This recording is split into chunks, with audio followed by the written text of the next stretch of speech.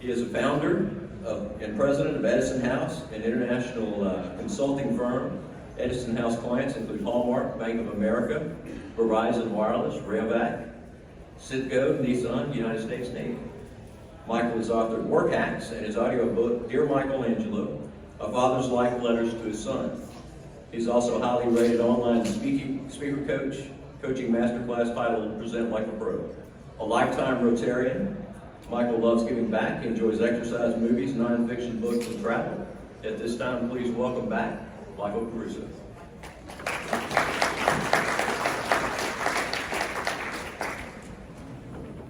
Thank you very much. Nice job. Yeah. Where'd you get that introduction?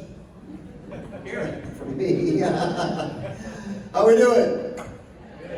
Good. It's great to see everybody. I thought we would see more people in costumes last night for the Mardi Gras party. Renee bought some quick masks online before we came, because we didn't want to be the only ones that didn't have costumes on. Turns out we were the only ones that had costumes on. And this was fun because I put the mask on, and then Renee's like, do you have your name badge? And why wear a mask if you're going to wear a badge, a name badge? We worked through it. Everything worked out fine. It was a great party. It's nice to be with everybody again. I have a fantastic program for you today. We're going to help you with all kinds of things related to communication and your speaking and listening skills. You're going to be able to use them in formal presentations. You'll use them informally.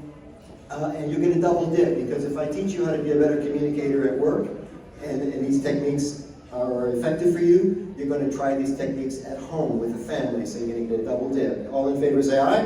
Aye. Great, let's do it. And if you got something to write with, I'm going to give you a lot of references and things to remember, so I think this is going to be really good for you. I'm especially pleased to do this in an industry, for an industry, that is so honorable. I've done a lot of work in the financial sector, which is interesting since I'm not really a numbers guy, but I know that this is content that you guys need. You work in an industry of rigor in a society that's becoming more casual. And it's interesting to see the two bump up against each other. Could I ask a favor, somebody in the back, to please shut the door so that we can focus? Thank you very much. The very first section I want to start with on is a networking, which is interesting because you're going to be able to leave here and practice these things in the first 2 minutes that you walk out of the room. In fact, you won't be able to help yourself. That's why when Scott was telling you that we help you improve in real time, he's not kidding. And you might ask yourself, I've been communicating my entire life. How much better can I really get at this? Because communication is a lot like driving. Everybody thinks they're a pretty good driver, and there are a lot of dented cars on the freeway. So the truth is that we can all be a lot better at this. Would you please write this down? Communication can solve almost every problem. Communication can solve almost every problem. And when you have a problem related to communication, you're often partly the cause of the problem. If you think about how a simple misunderstanding happens, it takes two parties to have a misunderstanding. It's easy to put the blame completely on the other person, but there's a good chance you said something that was loose, that was too loose to be, and could be interpreted in different ways, and this is how we get ourselves into trouble. I don't think you should become a better communicator just so that you can benefit from it, but the great motivational speaker, Zig Ziglar, who's from Mississippi, wasn't he? Yes. Wazoo, is that right? I hadn't planned on talking about that today, but it just came to me. Wazoo, Mississippi. Where is that? In Jackson. Okay. Very good. So I was a big fan of Zig, and one of my favorite sayings from this master storyteller was, he said, I'll do it in his accent, southern accent. You can get what you want if you just help other people get what they want. I loved it when I heard it the very first time. I believe it. If you help people get what they want, you will get what you want, and we can do this through communication. I want to tell you a quick story about how this works. The heuristic of this story is that you should first be interested and then be interesting. First be interested and then be interesting. That's the shortcut version of the story, but let me run it down for you. I'm seated on an airplane. I'm in the aisle seat. I have 1 million miles on Delta Airlines. Thank you very much. Please sit down, everyone. But I fly a lot, and I have a favorite seat on the airline. This is weird. But I'm a writer, and I write a lot, and sometimes I'm flying at night, and if you're seated in the left side of the plane, let's see if we do it this way. So we're all on the plane, there's the pilot up there. If you're seated on the left side of the plane, in the aisle, the light comes down over your left shoulder. If you're right-handed, the light from the shadow from the light is not where you're writing. On the other side of the plane, it's always where you're writing. It's hard to see what you're writing. So I like to sit in a certain seat on the plane. It helps with me get some work done on the plane and that sort of thing. So I'm seated on the plane, and I'm watching a bunch of people get on, and I'm playing the game that you often play on airplanes. I wonder who's sitting next to me today. And a beautiful woman gets on the plane, and I'm wondering if maybe she's my seatmate. And she walks down the aisle, and she walks right past me. It's not her.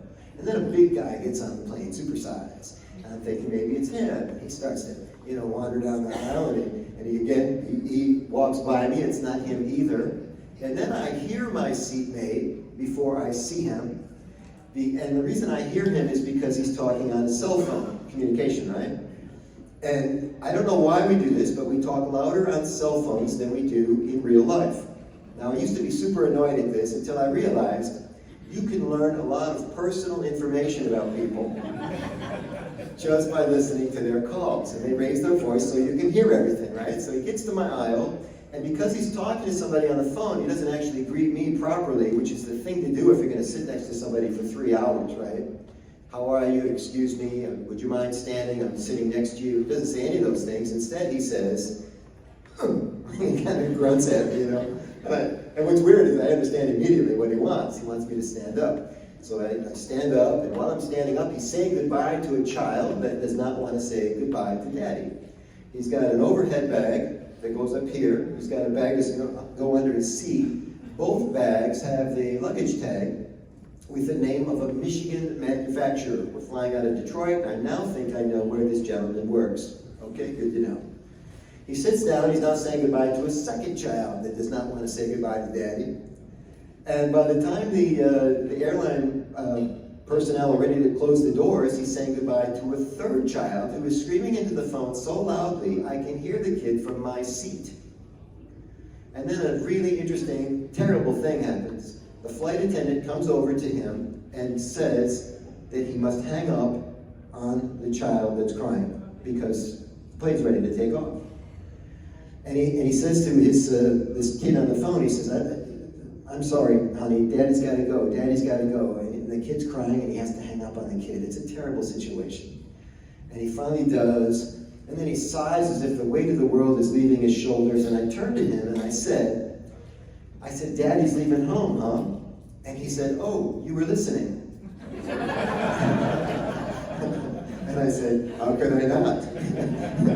And I said, how many kids do you have? And he says, I have 3. I said, oh, what are their names? He said, we gave them S names, Sandy, Sally, and Scotty. Scotty's the oldest. He's 9, and he was the one that was crying the loudest. I said, how old are the girls? He said, 5 and 6. I said, oh my, okay. I said, I think you might work at that company that's on the luggage tag. He says, oh, you're observant.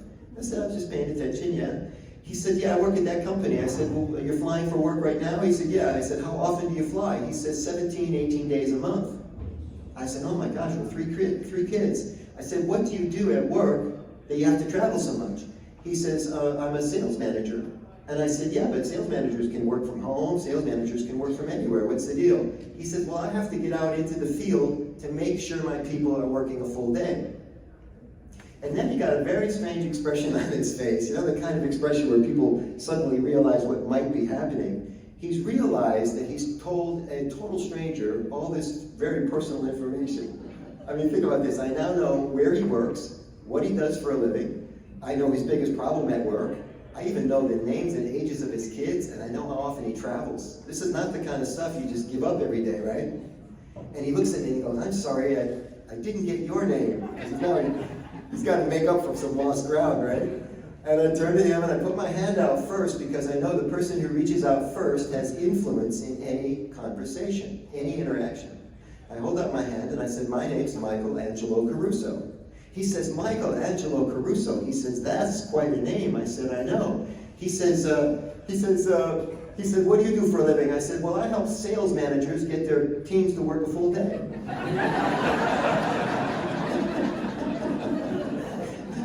He says, can I have a card? The lady in front of us says, I want one too. Pretty good story? And in that story, we're now going to unfold and unpack all of these techniques that I just used on that gentleman. And that single instance, it's a true story. And how you can use it at your office. You can use it at functions like this. You can use it at Chamber of Commerce meetings back home.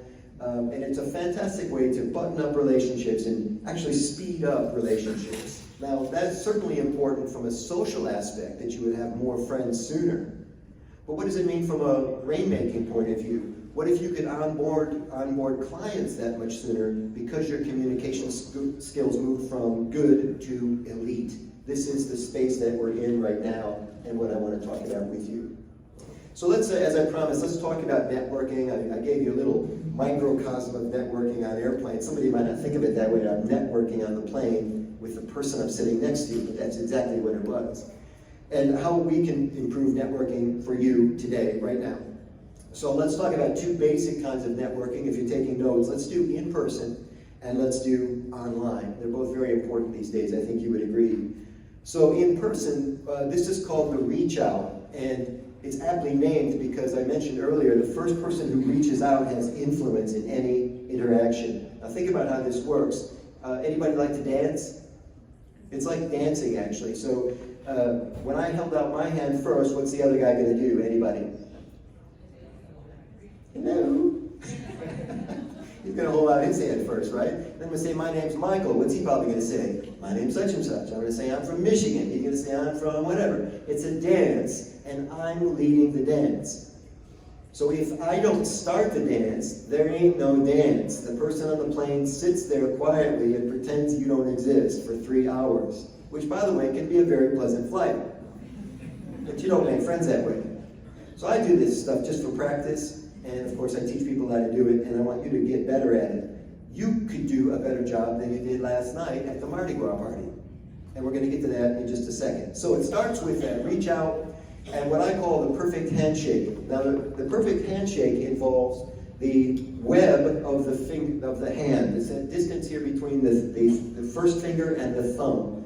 Because when you have web-to-web contact, make it now with the person next to you. Just turn to sideways and, yeah. Web to web now, press into the web, and what happens is you get that firm connection, not that dead fish finger thing that you get sometimes. Accountants never do the dead fish handshake, but I know some actuaries that do the dead fish handshake. So it's the web to web that gets that firm connection, and now you're off to a good start. It's a handshake of character and substance. We teach in schools and churches not to judge, but can we just be honest and straight up? We judge all the time, man. It is never going away. People are making real major decisions about you in the very first few seconds. Who am I meeting here? Who am I talking to? And so the handshake gets off to a good start. So that's called the perfect handshake, all right? And we're also establishing eye-to-eye contact. A lot of people can't hang in there on the eye contact, especially guys. Guys do this. We're famous for this. Watch at the next breakfast meeting at the restaurant, wherever you live. The two guys will say hello to each other at breakfast, and one of them does this, the other one does this, and they say this. Listen to what I say and watch my eyes. He says, "It's good to see you." It's good to see you is here, right? And eyeball to eyeball, but instead it's good to see you. And I've seen pictures snapped right at this moment, even with leaders. There's famous photos of American presidents talking to other presidents, and they're shaking hands, but they're looking somewhere else. It's just amazing. And so we can get ahead of this curve by doing that eye-to-eye contact and that firm grip. Excellent. Now, you also want to be able to think on your feet. Almost everybody can get through the first line or two of that greeting, and then things start falling apart. What do I say next? And you'll see it at parties like last night. You know, it's easy to say, hey, nice to meet you, I'm so-and-so. Where are you from? I'm such and such, okay? And then, I got nothing else to say to you, I gotta move on, you know? Or, it's just awkward. And so I keep a few phrases in my back pocket, and I used them last night. I use them everywhere I go. I'm going to give a couple of them to you right now.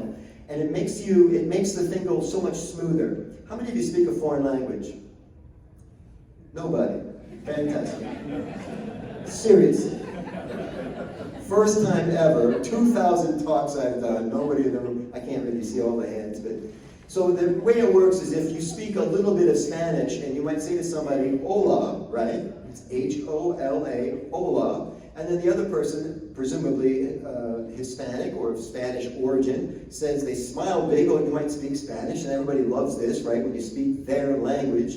And the other person says hola, and you go, ¿Cómo está? Because that's the second phrase, and the only other phrase you know in Spanish.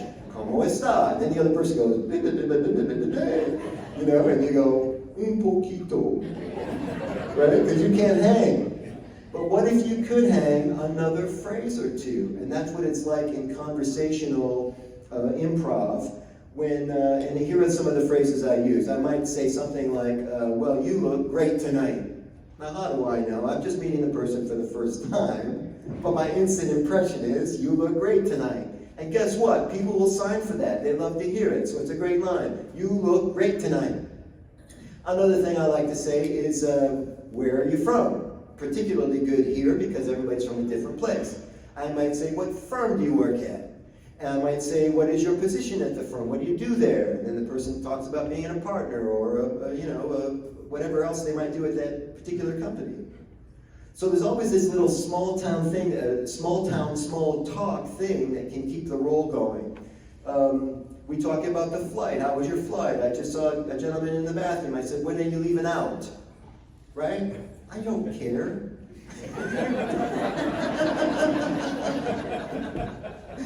And here's my favorite part. He knows I didn't care, but he goes, oh, I'm leaving on Sunday. We got the 2 kids here, and he starts yapping about the family. Where are you, man? I just talked to you. There he is. Yeah. Was that fun? Yeah, it's best fun, most fun we've had in a bedroom in a long time. My point is that it seems like it's going to be awkward, but it's actually quite smooth, and you'll be quite a bit smoother than the average person in the men's room. That's my point. Okay, so you're thinking on your feet. I want to give you another tip, and it's called the Great Escape, because if you get lucky enough to connect with somebody at a party like this, the next instinctive thing that we do is we hunker down with that one person that we seem to have a connection with. Because now if we cut this guy, cut and run, we got to go find another warm body to talk to and do the whole thing all over again. Now, as a professional who teaches this stuff, this is great practice for me. But the average person doesn't want to stay here and hang out. The average person does want to stay here and hang out. So I need to teach you about something called the Great Escape, which is how you get out of the clutches of somebody when you know it's better for you to go talk to somebody else. So I want to give you some lines that you can use to excuse yourself from the other person. So here's a great one. Excuse me, I have to go.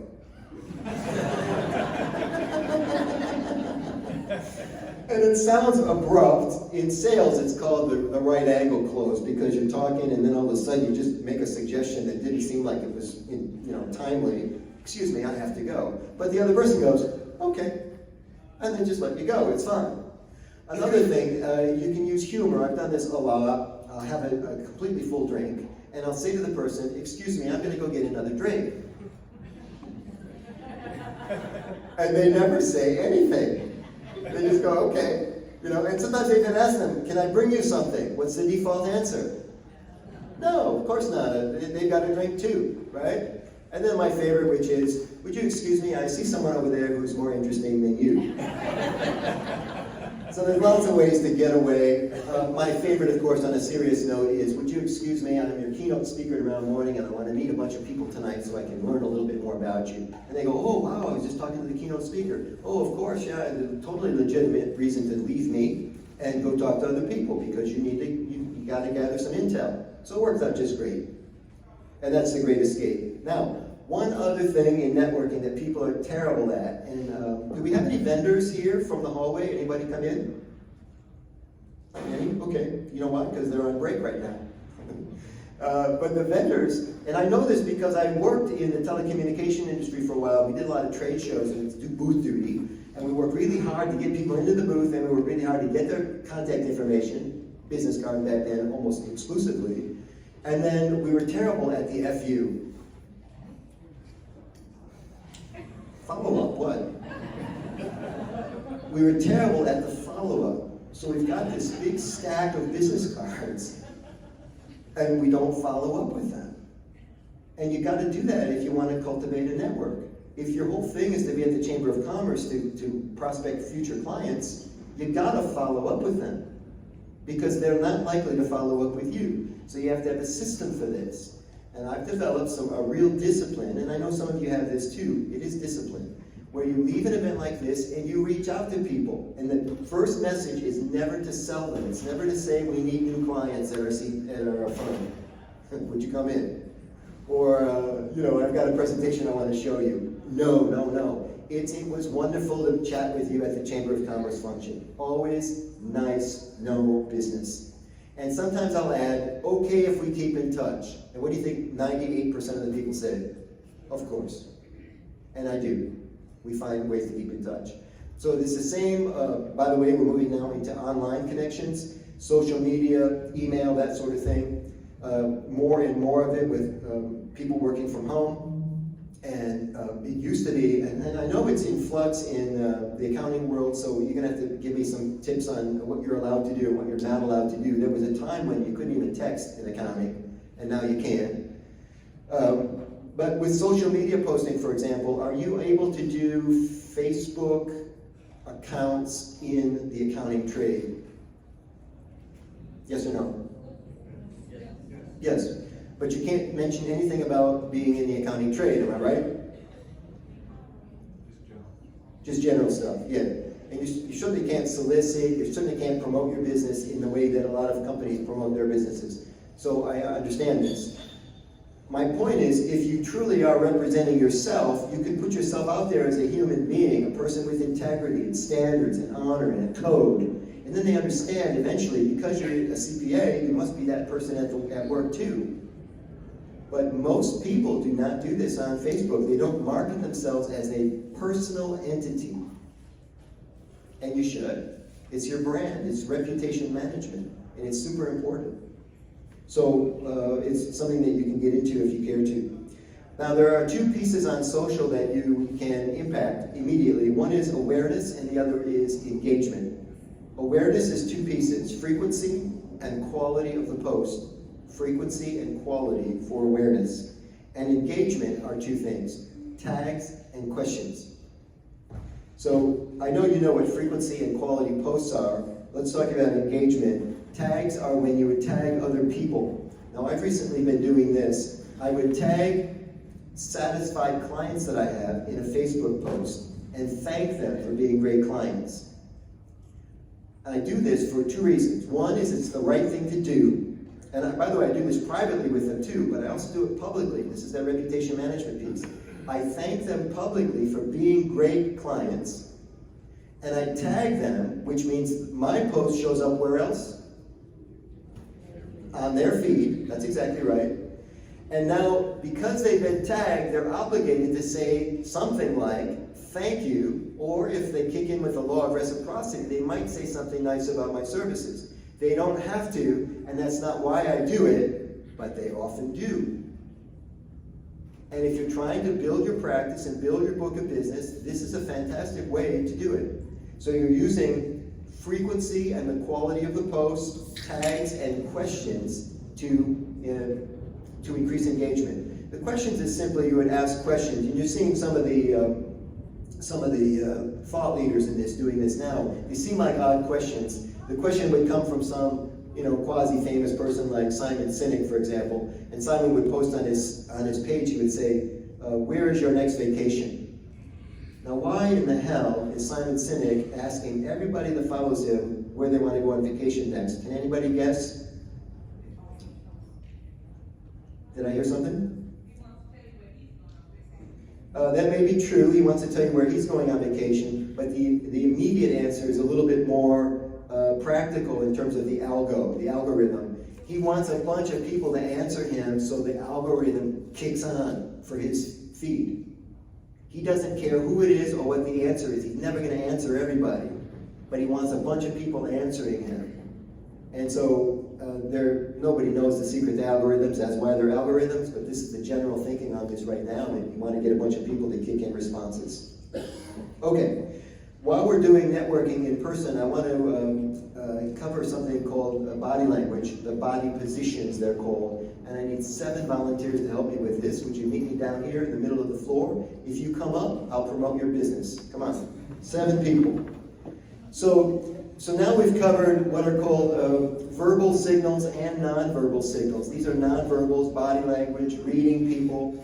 You can not only project different signals by monitoring your own body language, but you can also pick up on other people in their body language using that same breakdown. Let's talk now about active listening skills. This idea of being psychologically attractive is super important. I think we spend too much time on the physical attractiveness. Even think about beauty secrets and how we do beauty and take care of ourselves. We give more attention to our dead cells than we do our live ones. Things like hair, skin, fingernails, right? And Renee, my fiance, Renee did a program just now for the spouses, and she talked about nutrition, and she's talking about live cells, you know, and how to change your diet so that you can impact the inside of your body on a cellular level and lead a longer, healthier life. And so we give, I think, too much attention to the artificial piece of it, which is beauty. But what if you could become psychologically attractive? It's what you cannot see in the mirror, right? Psychologically attractive. What if you're firm, or if you're in private practice, if you're in a company, a public company? What could you do for reputation management that would make your organization more psychologically attractive? Your market share increases, you've got increased traffic flow on your website, all good things happen. So how do we do this? And by the way, Jerry Seinfeld, I'm listening to, I do a lot of reading. I'm listening to Jerry Seinfeld's audiobook on comedy and how he breaks it down and how he becomes funny. And he's got a nice bit about DNA, and he says DNA stands for darn near attractive. So how can we make ourselves more attractive on the inside of our body? And here's how we do it. One is, it's like this spiritual, intellectual connection with other people. I'm going to show you how to do this, and I'm going to ask you to parrot it back to me right now. We're learning in real time. So I'm speaking to you right now about any particular topic, and as I'm talking to you, instead of what you're doing now, which may be, if it's statistically accurate, neutral expression or a resting face. There's no reason for you to emote to me because I can't see you, you're too far away, there's 120 of you here, right? Whatever. But what if you did emote to me? What could happen? And let's practice. So the first emotive exercise I'd like you to do is to slightly, almost imperceptibly nod your head right now as I'm speaking with you. Would you do that for me? Now I can barely see the motion up here, but if you believe in vibration and energy, it's happening. While you're nodding, just a little bit, I want you to curl up the corners of your mouth in a slight, almost imperceptible smile, like this. Like you're a little buzzed. For some of you, this will be easier than others. So now I get the little nod here, and then a little crinkle in your eye, which probably happened naturally when you turned up the corners of your lips, although not always. So a crinkle in the eye, upturned corners, and the nod. Are you doing it with me? And what if you could adapt this as a resting pose when you're talking to clients or prospective clients? And how would they perceive you? Oh, he's interested in me. He's, compared to the other CPAs you might be talking to, maybe more lifelike. Anything helps, right? And we're doing more business on Zoom than ever, so they're not seeing any other body language. What are they seeing? Just your cabeza, right? What if it was your resting position? You see people on Zoom, they look like a walking or a sitting dead sometimes. There's no expression at all. So try to work that into your routine. It's fantastic. Okay. I want to get now into this idea of punching up your presentations, particularly your formal presentations, but I believe everything is a presentation. I think every email is a presentation, every text, every web page is a presentation. But let's talk about it in the context of you in the front of the room, or in front of a client, or across the desk from a single client. How many of you do these public programs where you host a dinner or something and you have a bunch of people coming off the street and you tell them about something that's happening and then maybe you try to sign them up? Anybody do these types of events? Nobody. Perfect. I've gone to 3 of them in the past year up in Michigan.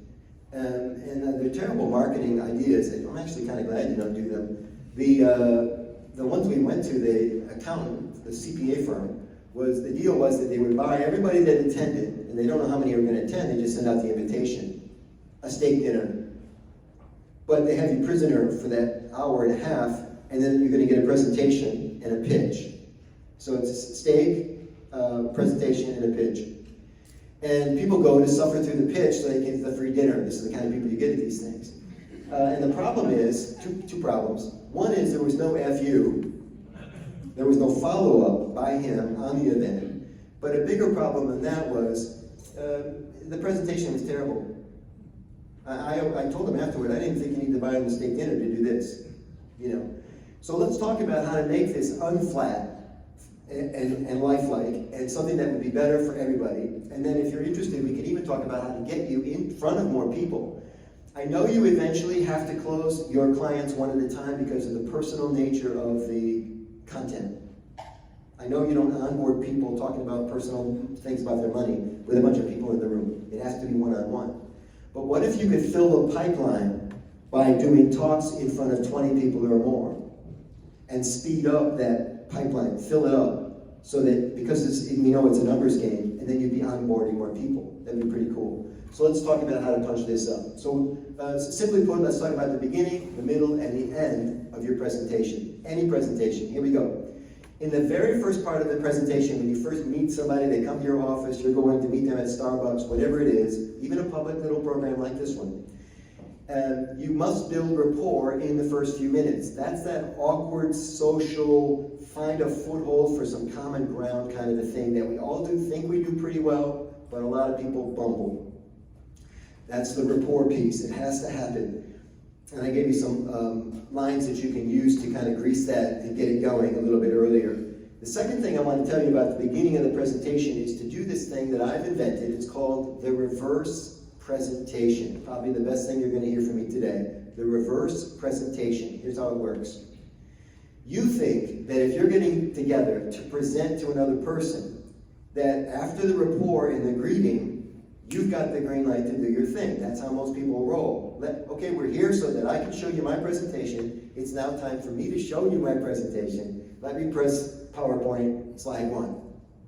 Sound familiar? But now you're giving, the problem is you're giving a 16-slide, predetermined, preordained PowerPoint show. Probably the same one you gave to the last prospective client, and you're guessing at what they really want to know. Oh, sure, it has important background about your firm and the principals and the partners and the 3 things they need to be most concerned about, but it's a stock presentation. You understand this? What happens if you can do a reverse presentation where the first person who speaks in the meeting is the other person? And they do a download to you about their issues, their specific problems and questions. Now they're in the air, on the table, in your head, and as you start to work through your regular presentation, you drop in these bits that they've already shared with you because you made time to give them the microphone at the beginning of the presentation. That's called the reverse presentation. I've sold 1 million keynotes with this formula. Most people call me and they go, how much is your keynote? And I say, what's the date? And they go, well, let's talk about the budget. There's a little bit of haggling back and forth, and I can get the gig. But I don't do nearly as good of a job for them because I don't know anything about their particular problem set. So she says, he says, how much do you charge for speaking? And I say, well, I'm happy to tell you that. Before we do that, can I ask you a few questions? What do you think the answer always is? Sure, yeah. Why would you say no? She said, sure, what do you want to know? I said, well, first tell me a little bit about your event. How many people do you expect? Where are you having the event? Great. Is it 2 days, 3 days, 1 day? Okay. What kind of problems are your people having? What would you like me to talk about? I'm learning all this stuff, and I'm writing. And then in my presentation, I start dropping in all the things that she wants. It's not manipulative. It's good communication.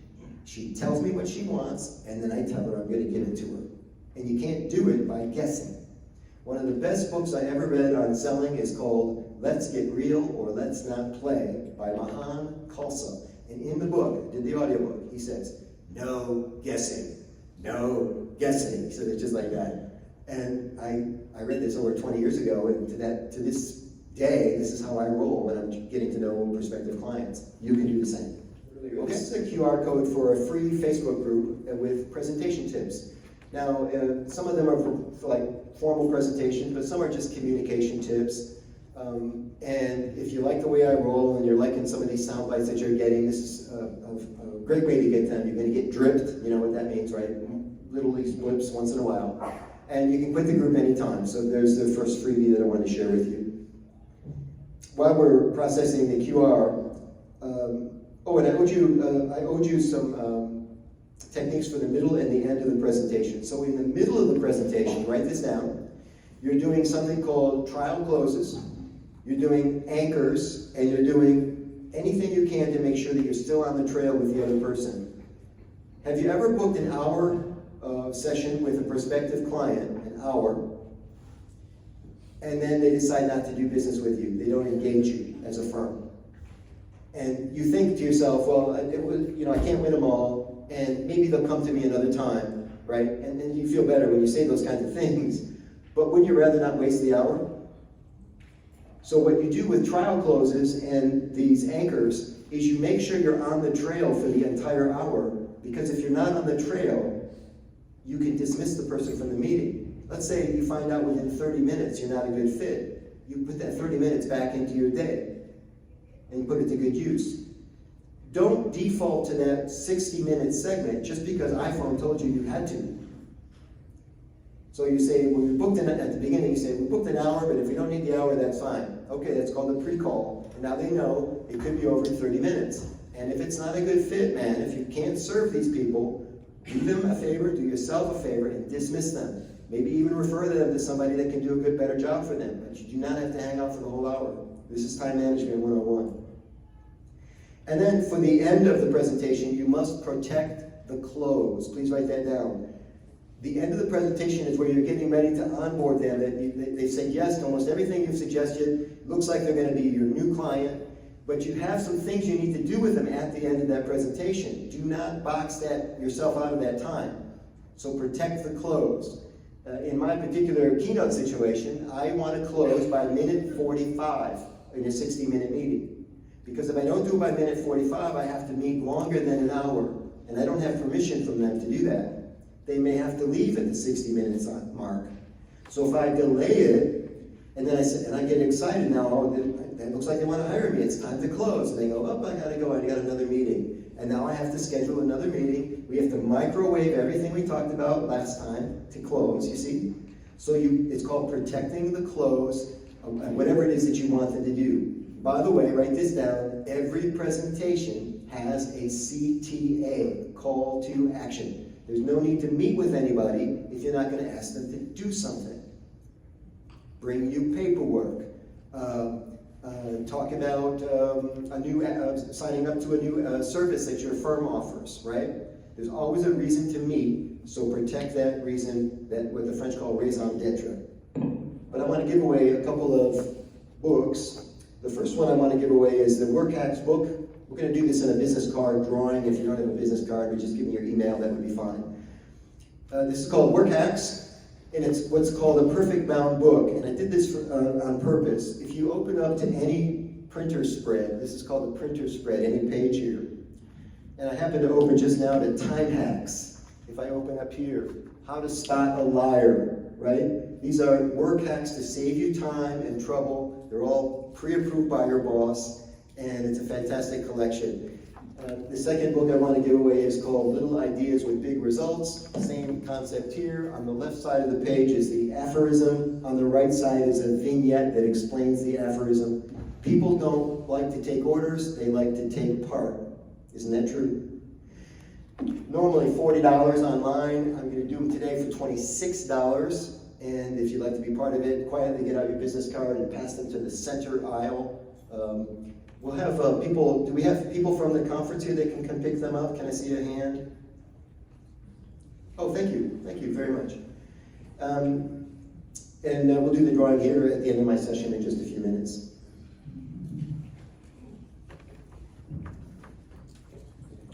Okay, another freebie that I want to share with you is a YouTube channel. Again, free. And these are 2-minute videos with more of these communication hacks that will help you. And the good thing about these videos is they can be shared with people in your firm. They can be shared firm-wide if you like. And same deal, subscribe on YouTube. Make sure you click the silver notification bell, and then you'll be notified when new videos drop. And you're in like Flynn. It works great. Here are some pro tips for your practice now. And I'm going to speak directly to you if that's okay. We need to stop being so unhelpful with people. Stop being unhelpful. I met a salesperson not long ago who was at a show like this one. He gave me his business card. And I'm looking at the card and he says, I give you my work number there, and then my direct line's on the card as well. And then he took the card back from me and he said, let me give you my cell number. I now have 3 numbers for the guy. I don't even have an idea which one to call. That's unhelpful, do you understand? And so we need to figure out, as Bob Seger said in his song, Against the Wind, he says, you gotta figure out what to leave in and what to leave out. Just give the people one number and save time and trouble for everybody. Do not be unhelpful. I also, as an example of this, I worked for an active money management company. They were active in Destin. And I was their sales coach for 4 years. And when I hired onto the company, I found out, because I did some ride-alongs with the salespeople, and we would be sitting in meetings, and the salespeople always led with this fact about the company. I'll sit down for this one. They had so proud of the fact the owner had developed 145 strategies that the salespeople led with that when they were talking to the prospects. The prospect's like, well, why should I do business with you? And the guy goes, because we have 145 active strategies. And you can see that prospect's eyes glaze over because now he's thinking, I've got to learn about 145 strategies before I can select the one that's right for me. And I taught them how to just do a little bit of research on the company and instead talk about 4 or 5 that were a good fit for them. Skip the 145, just do 4 or 5. And that was a lot more helpful. Sales skyrocketed. They had their best October ever the first year I worked with them. And that's, I think, why he kept you around the rest of that time. But sometimes it takes somebody from the outside to see this stuff. It's okay. And then finally, something I talked about with the group at the breakout yesterday, the CEU session yesterday, which was front load the touches. In any relationship, when you meet somebody, try to close that gap. It's like golfing, right? The ball's 100 yards away. Try to move that ball as fast as you can. We don't putt at the beginning of the hole, we drive. Get it down the fairway, man. And so when I meet somebody at an event like this, as I'm flying home on Sunday, I've got your business card, somebody I had a particularly valuable conversation with, I might text you if your cell phone number's on it and say, it was so great meeting you at the conference. Let's keep in touch. And so instead of me waiting 2 weeks until I can get, clear the pile on my desk at home, I'm getting you that message right away. I'd be the only person to send you a message on my way home from this event. And it leaves a positive impression with people. They think this guy's on it. It doesn't work with everybody, but a lot of people it does. So the goal here is for you to become role model companies, role model employees at role model companies. And what we want you to do is think about ways that you can do that. I hope I've given you some ways to do that today.